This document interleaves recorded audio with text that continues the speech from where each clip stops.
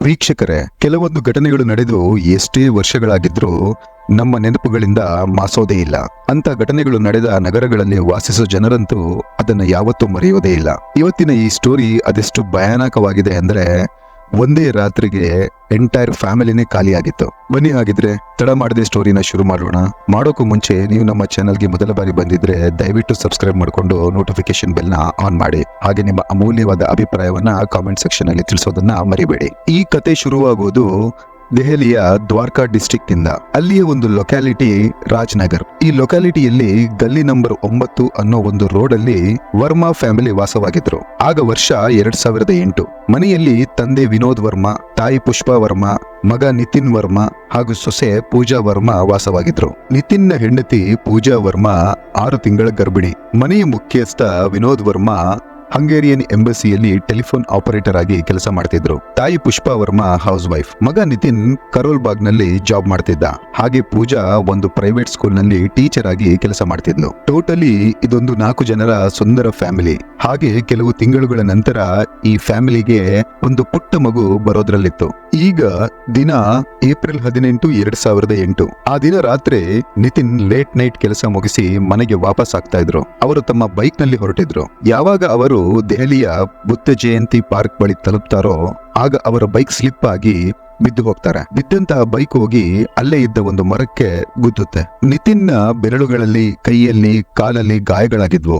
ರಾತ್ರಿ ಸಮಯ ಆಗಿದ್ರಿಂದ ಅಲ್ಲಿ ಅಷ್ಟಾಗಿ ಯಾರು ಓಡಾಡ್ತಿರ್ಲಿಲ್ಲ. ಹಾಗೂ ಹೀಗೂ ಸಂಭಾಲಿಸ್ಕೊಂಡು ನಿತಿನ್ ಮನೆಗೆ ಫೋನ್ ಮಾಡ್ತಾರೆ, ಹೆಲ್ಪ್ಗಾಗಿ ಯಾರನ್ನಾದ್ರೂ ಕರೆಯೋಣ ಅಂತ.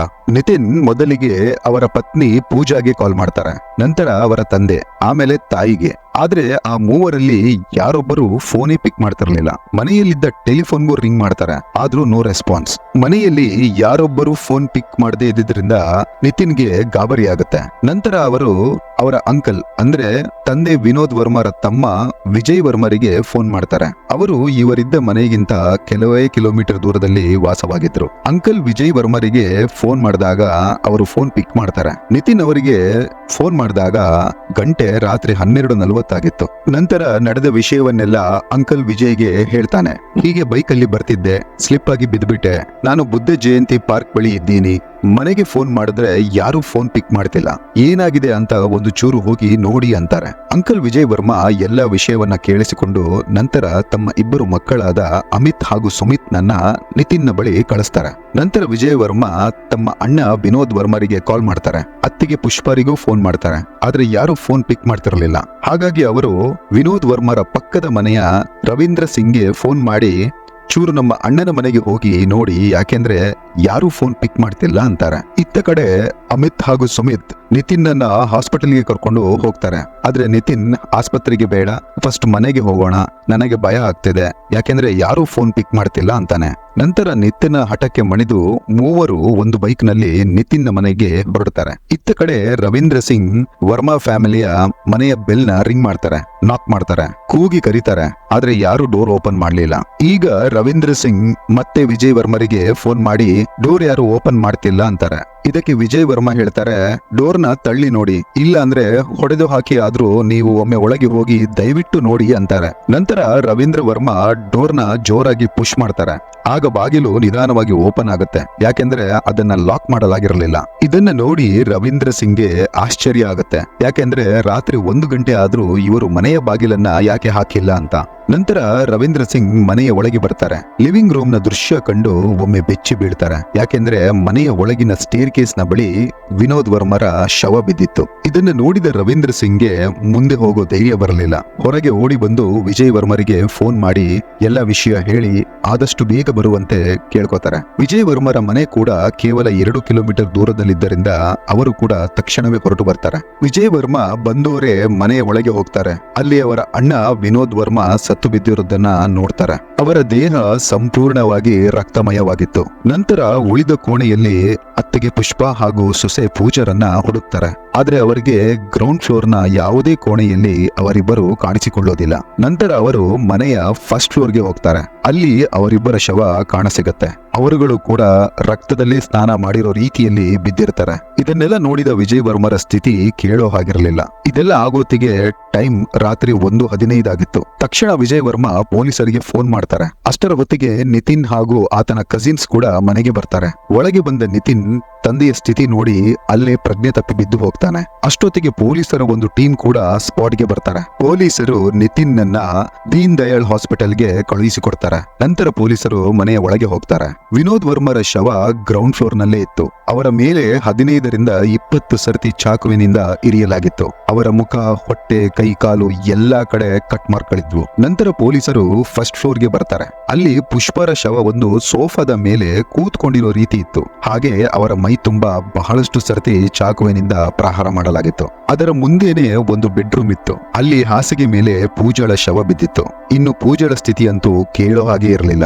ಆಕೆಯ ದೇಹದಲ್ಲಿ ಎಲ್ಲಿ ಜಾಗ ಉಳಿದಿದೆ ಇನ್ನೂ ಕುಯ್ಯೋಕೆ ಅನ್ನೋ ರೀತಿಯಲ್ಲಿ ಆಕೆಯ ಮೇಲೆ ಚಾಕುನ ಬೀಸಲಾಗಿತ್ತು. ಹೀಗೆ ಒಂದು ಮನೆಯಲ್ಲಿ ಬಹಳನೇ ಭೀಕರವಾಗಿ 3 ಜನರ ಕೊಲೆ ಮಾಡಲಾಗಿತ್ತು. ಮನೆಯ 4ನೇ ಸದಸ್ಯ ನಿತಿನ್ ಹಾಸ್ಪಿಟಲ್ ನಲ್ಲಿ ಅಡ್ಮಿಟ್ ಆಗಿದ್ದ. ಒಂದೇ ರಾತ್ರಿ ಇಡೀ ಫ್ಯಾಮಿಲಿ ಚೆಲ್ಲಾಪಿಲ್ಲಿಯಾಗಿತ್ತು. ಪೊಲೀಸರು FIR ರಿಜಿಸ್ಟರ್ ಮಾಡಿಕೊಂಡು ಇನ್ವೆಸ್ಟಿಗೇಷನ್ ಸ್ಟಾರ್ಟ್ ಮಾಡ್ತಾರೆ. ಸ್ಪಾಟ್ಗೆ FSL ಟೀಮ್ ನ ಕರೆಸ್ತಾರೆ. ಪೊಲೀಸರು ಮೊದಲು ಇದನ್ನ ಕಳ್ಳತನದ ಆಂಗಲ್ ನಿಂದ ಇನ್ವೆಸ್ಟಿಗೇಷನ್ ಮಾಡ್ತಾರೆ. ಯಾಕೆಂದ್ರೆ ರವೀಂದ್ರ ಸಿಂಗ್ ಬಾಗಿಲನ್ನ ತಳೆದಾಗ ಅದು ಓಪನ್ ಆಗಿತ್ತು. ಮನೆಯ ಮೇನ್ ಡೋರ್ ಲಾಕ್ ನ ಚೆಕ್ ಮಾಡಲಾಯಿತು. ಆದ್ರೆ ಅದು ಕರೆಕ್ಟ್ ಆಗೇ ಇತ್ತು. ಏನು ಡ್ಯಾಮೇಜ್ ಆಗಿರಲಿಲ್ಲ. ನಂತರ ಪೊಲೀಸರು ಮನೆಯ ಎಲ್ಲಾ ಕೋಣೆಗಳನ್ನ ಚೆಕ್ ಮಾಡ್ತಾರೆ. ಲಾಕರ್, ಬೀರು ಎಲ್ಲವನ್ನು ಚೆಕ್ ಮಾಡ್ತಾರೆ. ಮನೆಯಲ್ಲಿ ಬೆಳೆಬಾಳುವ ವಸ್ತುಗಳನ್ನ ಎಲ್ಲೆಲ್ಲಿ ಇಡಲಾಗಿತ್ತು ಅಲ್ಲೆಲ್ಲ ಚೆಕ್ ಮಾಡಲಾಯಿತು. ಅದು ಅಲ್ಲದೆ ಪೂಜಾ ಹಾಗೂ ಪುಷ್ಪ ಹಾಕೊಂಡಿದ್ದ ಆಭರಣಗಳನ್ನು ಕೂಡ ಚೆಕ್ ಮಾಡಲಾಯಿತು. ಆದ್ರೆ ಎಲ್ಲೂ ಕಳ್ಳತನದ ಆಂಗಲ್ ಕಾಣಿಸ್ಲಿಲ್ಲ. ಸೊ ಅಲ್ಲಿಗೆ ಇದು ಕಳ್ಳತನದ ಅಥವಾ ದರೋಡೆಗೆ ಆದ ಕೊಲೆ ಅಲ್ಲ ಅನ್ನೋದು ಕನ್ಫರ್ಮ್ ಆಗಿತ್ತು. ಇತ್ತ ಕಡೆ ನಿತಿನ್ ಕೂಡ ಆಸ್ಪತ್ರೆಯಲ್ಲಿ ಒದ್ದಾಡ್ತಾ ಇದ್ದ. ಸಡನ್ ಆಗಿ ನನ್ನ ಫ್ಯಾಮಿಲಿಗೆ ಏನಾಯ್ತು, ಒಂದೇ ಕ್ಷಣಕ್ಕೆ ನಾನು ಅನಾಥನಾಗಿ ಹೋದ್ನಲ್ಲ ಅಂತ ಬಹಳನೇ ದುಃಖದಲ್ಲಿದ್ದ. ನಂತರ ಪೊಲೀಸರು ಶವಗಳನ್ನ ರಾತ್ರಿ 2 ಗಂಟೆಗೆ ಪೋಸ್ಟ್ ಮಾರ್ಟಮ್ಗಾಗಿ ದೀನ್ ದಯಾಳ್ ಹಾಸ್ಪಿಟಲ್ಗೆ ಕಳುಹಿಸಿಕೊಡ್ತಾರೆ. ಪೊಲೀಸರು ಕೂಡ ಹಾಸ್ಪಿಟಲ್ಗೆ ಹೋಗ್ತಾರೆ. ಯಾಕೆಂದ್ರೆ ನಿತಿನ್ ಕೂಡ ಅದೇ ಹಾಸ್ಪಿಟಲ್ ನಲ್ಲಿ ಅಡ್ಮಿಟ್ ಆಗಿದ್ದ. ಆತ ಇನ್ನೂ ರಿಕವರ್ ಆಗ್ತಾ ಇದ್ದ.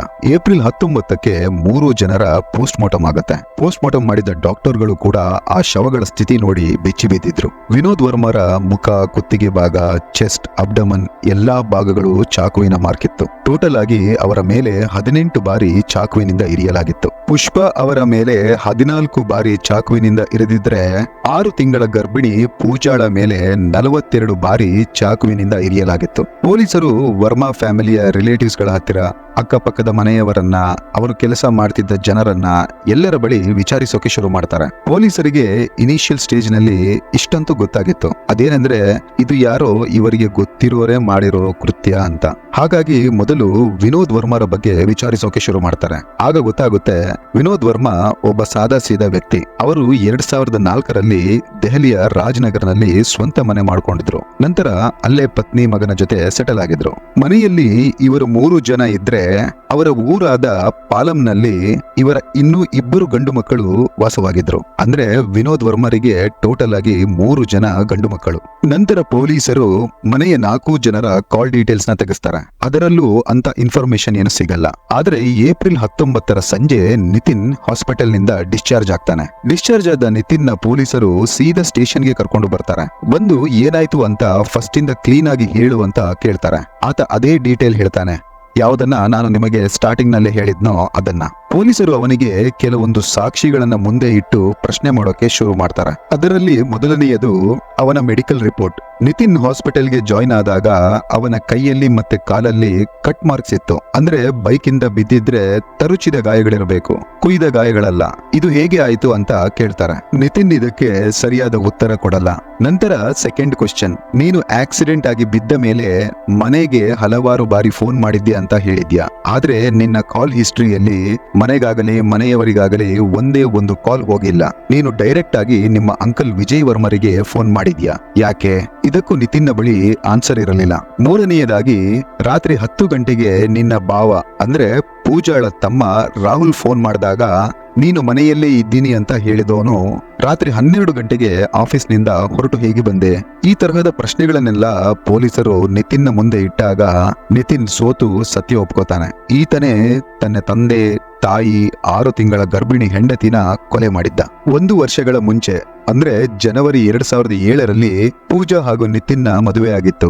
ಇದೊಂದು ಲವ್ ಮ್ಯಾರೇಜ್. ಈ ಮದುವೆಗೆ 2 ಮನೆಯವರ ಸಮ್ಮತಿ ಇತ್ತು. ಪೂಜಾಳ ಮನೆ ದೆಹಲಿಯ ಪಶ್ಚಿಮ ವಿಹಾರ್ನಲ್ಲಿತ್ತು. ಅದು ಇವರಿರೋ ಈಗಿನ ಮನೆಯಿಂದ ಸುಮಾರು 20 ಕಿಲೋಮೀಟರ್ ದೂರ ಅಷ್ಟೇ. ಮದುವೆಯ ಮೊದಲಿಗೆ ಎಲ್ಲವೂ ಸರಿ ಇತ್ತು. ಪೂಜಾ ಪ್ರೆಗ್ನೆಂಟ್ ಕೂಡ ಆಗ್ತಾಳೆ. ಕೆಲ ಸಮಯದ ನಂತರ ಅವರಿಬ್ಬರ ಸಂಬಂಧದಲ್ಲಿ ಬಿರುಕು ಮೂಡೋಕೆ ಶುರುವಾಗತ್ತೆ. ನಿರಂತರ ಜಗಳವಾಗೋಕೆ ಶುರುವಾಗತ್ತೆ.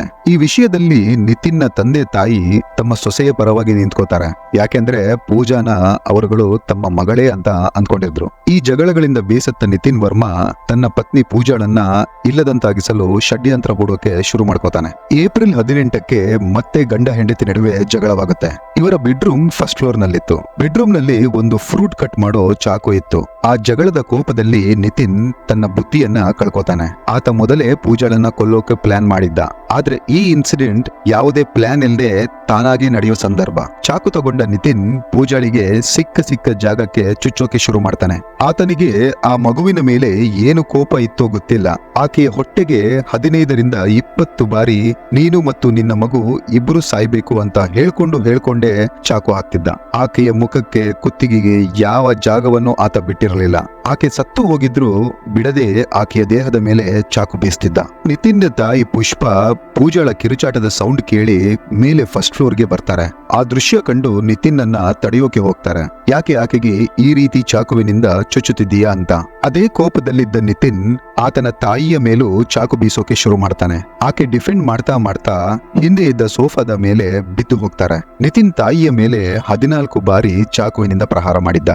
ಪುಷ್ಪರ ಕಿರುಚಾಟದ ಶಬ್ದ ಕೆಳಗೆ ಇದ್ದ ತಂದೆ ವಿನೋದ್ ವರ್ಮರಿಗೆ ಕೇಳಿಸುತ್ತೆ. ಅವರು ಗ್ರೌಂಡ್ ಫ್ಲೋರ್ ನಿಂದ ಕಿರುಚೋಕೆ ಶುರು ಮಾಡ್ತಾರೆ. ಏನಾಗ್ತಿದೆ ಅಲ್ಲಿ ಅಂತ. ಇವರಿಗೆ ಮಂಡಿ ನೋವು ಇದ್ದಿದ್ದರಿಂದ ಅವರು ಮೆಟ್ಟಿಲುಗಳನ್ನ ಹತ್ತುತ್ತಿರಲಿಲ್ಲ. ಹಾಗಾಗಿ ಕೆಳಗಿಂದಲೇ ಕಿರುಚುತ್ತಿದ್ರು. ನಿತಿನ್ ತಾಯಿಯನ್ನ ಮುಗಿಸಿ ನಿಧಾನವಾಗಿ ಮೆಟ್ಟಿಲು ಇಳಿತಾ ಕೆಳಗೆ ಬರ್ತಾನೆ. ಆತನ ದೇಹದಲ್ಲೆಲ್ಲ ರಕ್ತವಾಗಿತ್ತು. ಕೆಳಗೆ ಬಂದ ನಿತಿನ್ ತಂದೆ ವಿನೋದ್ ವರ್ಮರ ಮೇಲೆ ಚಾಕು ಹಾಕ್ತಾನೆ. 18 ಬಾರಿ ಅವರಿಗೆ ಚಾಕುವಿನಿಂದ ಇರಿತಾನೆ. ಈ ಎಲ್ಲಾ ಕೃತ್ಯ ಮಾಡುವಾಗ ಆತನ ಕೈಗೂ ಚಾಕು ತಾಗಿರುತ್ತೆ. ಇದನ್ನೇ ಡಾಕ್ಟರ್ ರಿಪೋರ್ಟ್ ನಲ್ಲಿ ಮೆನ್ಷನ್ ಮಾಡಿ ಪೊಲೀಸರು ಆತನನ್ನ ಕೇಳಿರ್ತಾರೆ. ಇದನ್ನೆಲ್ಲ ನಿತಿನ್ ಏಪ್ರಿಲ್ 18ರ ರಾತ್ರಿ 9:25ರಿಂದ 12:25 ನಡುವೆ ಮಾಡಿರ್ತಾನೆ. ನಂತರ ನಿತಿನ್ ತನ್ನ ಬೈಕ್ ನಲ್ಲಿ ಹೊರಟು ಹೋಗ್ತಾನೆ. ಕೊಲೆ ಮಾಡುವಾಗ ಹಾಕೊಂಡಿದ್ದ ಬನಿಯನ್, ಒಂದು ಟವಲ್ ಹಾಗೆ ಆ ಚಾಕುವನ್ನ ಒಂದು ರೈಲ್ವೆ ಟ್ರ್ಯಾಕ್ ಹತ್ತಿರ ಎಸಿತಾನೆ. ನಂತರ ತನ್ನ ಮೈಯೆಲ್ಲ ಆಗಿದ್ದ ಗಾಯಗಳನ್ನ ಮರೆಮಾಚೋಕೆ ಫೇಕ್ ಆಕ್ಸಿಡೆಂಟ್ ನಾಟಕವಾಡ್ತಾನೆ. ಬೇಕು ಅಂತಲೇ ಬೈಕ್ ನಿಂದ ಬೀಳ್ತಾನೆ, ಸಣ್ಣ ಪುಟ್ಟ ಗಾಯಗಳಾಗ್ಲಿ ಅಂತ. ನಂತರ 12:40ಕ್ಕೆ ಅಂಕಲ್ ವಿಜಯ್ ವರ್ಮರಿಗೆ ಫೋನ್ ಮಾಡಿ ಮನೆಗೆ ಫೋನ್ ಮಾಡಿದ್ದೆ ಅಂತ ಸುಳ್ಳು ಹೇಳ್ತಾನೆ. ನಿತಿನ್ಗೆ ಗೊತ್ತಿತ್ತು ಅಲ್ಲಿ ಎಲ್ಲರೂ ಸತ್ತು ಹೋಗಿದ್ದಾರೆ ಅಂತ. ಕೇಳಿದ್ರು ಹೇಳೋಕೆ ಅಲ್ಲಿ ಯಾರು ಬದುಕೇ ಇಲ್ವಲ್ಲ. ಇನ್ವೆಸ್ಟಿಗೇಷನ್ ಮುಂದುವರಿಸಿದ ಪೊಲೀಸರು ನಿತಿನ್ನ ಕಾಲ್ ಡೀಟೇಲ್ಸ್ ತೆಗೆಸಿದಾಗ ಅದರಲ್ಲಿ ಕೊಲೆಯಾದ ದಿನ ಆತ ಒಂದು ನಂಬರ್ಗೆ 21 ಬಾರಿ ಕಾಲ್ ಮಾಡಿದ್ದ. ಆ ನಂಬರ್ನ ತೆಗೆಸಿದಾಗ ಅದು ರಾಗಿಣಿ ಅನ್ನೋ ಒಂದು ಹುಡುಗಿಯ ನಂಬರ್ ಆಗಿತ್ತು. ನಿತಿನ್ ಹಾಗೂ ರಾಗಿಣಿ ಒಬ್ಬರನ್ನೊಬ್ಬರು ಪ್ರೀತಿಸುತ್ತಿದ್ರು. ರಾಗಿಣಿ ಒಬ್ಬ ಮೈನರ್. ಆಕೆಗೆ 18 ವರ್ಷ ತುಂಬಿರಲಿಲ್ಲ. ನಿತಿನ್ಗೆ 28 ವರ್ಷ ವಯಸ್ಸಾಗಿತ್ತು. ಇವರಿಬ್ಬರ ಪ್ರೀತಿ ನಿತಿನ್ನ ಮದುವೆಗೂ ಮುಂಚೆಯಿಂದಲೇ ಇತ್ತು. ಜೊತೆಗೆ ನಿತಿನ್ನ ಪ್ರೇಮ ಪ್ರಸಂಗ ಪೂಜಾಳ ಜೊತೆಗೂ ಇತ್ತು. ನಂತರ ಆತ ಪೂಜಾಳನ್ನ ಮದುವೆ ಆಗ್ತಾನೆ. ಆಗ ರಾಗಿಣಿಗೆ 17 ವರ್ಷ ವಯಸ್ಸು. ನೆಕ್ಸ್ಟ್ ಇಯರ್ ರಾಗಿಣಿ ಮೇಜರ್ ಆಗ್ತಿದ್ಲು. ಆಗ ನಿತಿನ್ ಆಕೆನ ಮದುವೆ ಆಗ್ಬೋದಾಗಿತ್ತು. ಪೂಜಾಳೊಂದಿಗೆ ಮದುವೆಯ ನಂತರ ಕೂಡ ನಿತಿನ್ನ ರಿಲೇಶನ್ಶಿಪ್ ರಾಗಿಣಿಯೊಂದಿಗೆ ಮುಂದುವರಿತಾನೆ ಇರುತ್ತೆ. ಈ ವಿಷಯದ ಬಗ್ಗೆ ಯಾರಿಗೂ ಗೊತ್ತಿರಲಿಲ್ಲ. ಇದೇ ಟೈಮ್ ನಲ್ಲಿ ಪೂಜಾ ಪ್ರೆಗ್ನೆಂಟ್ ಆಗ್ತಾಳೆ. ಮನೆಯಲ್ಲಿ ಎಲ್ಲರೂ ಖುಷಿ ಆಗ್ತಾರೆ. ಆದ್ರೆ ಪೂಜಾ ಮಾತ್ರ ಖುಷಿಯಾಗಿರ್ಲಿಲ್ಲ. ಯಾಕೆಂದ್ರೆ ಆಕೆಗೆ ನಿತಿನ್ನ ಸತ್ಯ ಗೊತ್ತಾಗಿ ಹೋಗಿತ್ತು. ಮದುವೆಗೂ ಮುಂಚೆ ನಿತಿನ್ 2 ಹುಡುಗಿಯರ ಜೊತೆ ರಿಲೇಶನ್ಶಿಪ್ ನಲ್ಲಿದ್ದ ಅಂತ. ಅದರಲ್ಲಿ ಒಬ್ಬಳನ್ನ ಮದುವೆ ಆದ, ಇನ್ನೊಬ್ಬಳನ್ನ ಮೇಂಟೈನ್ ಮಾಡ್ತಿದ್ದ. ಇದೇ ವಿಷಯವಾಗಿ ನಿತಿನ್ ಹಾಗೂ ಪೂಜಾಳ ನಡುವೆ ಜಗಳ ಶುರುವಾಗತ್ತೆ. ಆದ್ರೆ ರಾಗಿಣಿ ಮನೆಯವರಿಗೆ ಈ ವಿಷಯ ಗೊತ್ತಿರಲಿಲ್ಲ. ಅವರಿಗೆ ಈ ಮರ್ಡರ್ಗಳೆಲ್ಲ ಮಾಡಿ ನಿತಿನ್ ತಪ್ಪೊಪ್ಪಿಗೆ ಕೊಟ್ಟ ನಂತರನೇ ಗೊತ್ತಾಗಿದ್ದು. ಇನ್ನೂ ಇನ್ವೆಸ್ಟಿಗೇಷನ್ ಮುಂದುವರಿಸಿದ ಪೊಲೀಸರಿಗೆ ತಿಳಿಯುತ್ತೆ ನಿತಿನ್ ಅವರ ಸ್ವಂತ ಮಗ ಅಲ್ಲ ಅಂತ. ಆತ ಒಬ್ಬ ದತ್ತು ಮಗ. ನಿತಿನ್ ಒಂದು ನವಜಾತ ಶಿಶುವಾಗಿದ್ದಾಗ ಆತನ ಹೆತ್ತವರು ಆತನನ್ನ ಕಸದ ರಾಶಿಯಲ್ಲಿ ಎಸೆದು ಹೋಗಿದ್ರು. ಆ ಮಗು ವಿನೋದ್ ವರ್ಮರ ತಂದೆಗೆ ಸಿಕ್ಕಿ ಅದನ್ನ ತಂದು ವಿನೋದ್ ಹಾಗೂ ಪುಷ್ಪಾರ ಕೈಗೆ ಕೊಡ್ತಾರೆ. ನಂತರ ಲೀಗಲಿ ಆ ಮಗುನ ಅಡಾಪ್ಟ್ ಮಾಡ್ಕೋತಾರೆ. ಆ ಕಾಲಕ್ಕೆ ವಿನೋದ್ ವರ್ಮಾ ಹಾಗೂ ಪುಷ್ಪಾ ವರ್ಮಾರಿಗೆ ಮಕ್ಕಳಿರಲಿಲ್ಲ. ಆದ್ರೆ ಮುಂದೆ ಅವರಿಗೆ ಇಬ್ಬರು ಗಂಡು ಮಕ್ಕಳು ಆಗ್ತಾರೆ. ಆ 3 ಮಕ್ಕಳಲ್ಲಿ ನಿತಿನ್ನನ್ನ ಬಹಳ ಹೆಚ್ಚಾಗಿ ಪ್ರೀತಿಸುತ್ತಿದ್ರು, ಅವರ ಸ್ವಂತ ಮಕ್ಕಳಿಗಿಂತ ಹೆಚ್ಚಾಗಿ. ಯಾಕೆಂದ್ರೆ ಆತ ಮನೆಯ ಹಿರಿ ಮಗ, ಅದೃಷ್ಟದ ಮಗ ಅಂತ. ಕಸದಲ್ಲಿ ಸಿಕ್ಕ ಮಗುವನ್ನ ತಂದು ಅದಕ್ಕೆ ಪ್ರೀತಿ ಅಕ್ಕರೆ ಕೊಟ್ಟು ಬೆಳೆಸಿ ದೊಡ್ಡವನನ್ನಾಗಿ ಮಾಡ್ತಾರೆ. ನಂತರ ಅದೇ ಮಗು ತಂದೆ ತಾಯಿಯ ಜೀವವನ್ನ ಬಲಿ ತಗೊಂಡಿತ್ತು. ಅದು ಯಾವುದೋ ಒಂದು ಹುಡುಗಿಗಾಗಿ. ಅದರಲ್ಲೂ ಪೋಷಕರು ಆತ ಪ್ರೀತಿಸುತ್ತಿದ್ದ ಪೂಜಾಳನ್ನ ಮನೆ ಮಗಳು ಅಂತ ಒಪ್ಕೊಂಡು ಮದುವೆ ಮಾಡಿಕೊಂಡಿದ್ರು. ಪೊಲೀಸರು ರೈಲ್ವೆ ಸ್ಟೇಷನ್ ನಿಂದ ಆ ಬನಿಯಾನ್, ಟವಲ್ ಹಾಗೂ ಚಾಕುನ ದಸ್ತಗಿರಿ ಮಾಡ್ತಾರೆ. ಆ ಚಾಕುವಿನಲ್ಲಿ ನಿತಿನ್ನ ಫಿಂಗರ್ ಪ್ರಿಂಟ್ಸ್ ಕೂಡ ಇತ್ತು. ಮುಂದೆ ಇವನ ಮೇಲೆ ಚಾರ್ಜ್ ಶೀಟ್ ಫೈಲ್ ಮಾಡಿ ಕೋರ್ಟ್ ನಲ್ಲಿ ಸೆಷನ್ ಕೂಡ ಸ್ಟಾರ್ಟ್ ಆಗುತ್ತೆ. ಇದರಲ್ಲಿ ರಾಗಿಣಿ ಕೂಡ ವಿಟ್ನೆಸ್ ಆಗಿ ಬಂದಿರ್ತಾಳೆ. ಪೊಲೀಸರು ಈಕೆನ ಮೊದಲೇ ಕೂಡ ಇಂಟರೋಗೇಟ್ ಮಾಡಿರ್ತಾರೆ. ಆದ್ರೆ ನಿತಿನ್ನ ಅಪರಾಧದಲ್ಲಿ ಆಕೆಯ ಇನ್ವಾಲ್ವ್ಮೆಂಟ್ ಎಲ್ಲೂ ಕಾಣಿಸ್ತಿರ್ಲಿಲ್ಲ. ಹಾಗಾಗಿ ಆಕೆಗೆ ಪೊಲೀಸರು ಕ್ಲೀನ್ ಚಿಟ್ ಕೊಟ್ಟಿರ್ತಾರೆ. ಆದ್ರೆ ನಿತಿನ್ ಈಕೆಗಾಗಿ ತನ್ನ ಇಡೀ ಫ್ಯಾಮಿಲಿನ ಕೊಲೆ ಮಾಡಿದ್ದ.